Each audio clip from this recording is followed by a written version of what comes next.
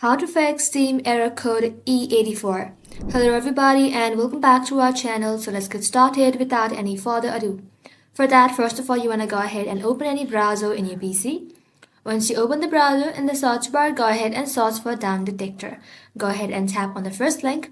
And then you want to go ahead and check if the Steam server is down. If the Steam server is down, you're going to have to wait a little bit. So once you are done, head back to your home screen, and then if it still does not fix your issue, you want to go ahead and restart your PC. Once you restart your PC, you want to go ahead and reboot Steam.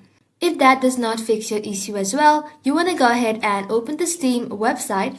Then you want to go ahead and log into your account and then simply change your password.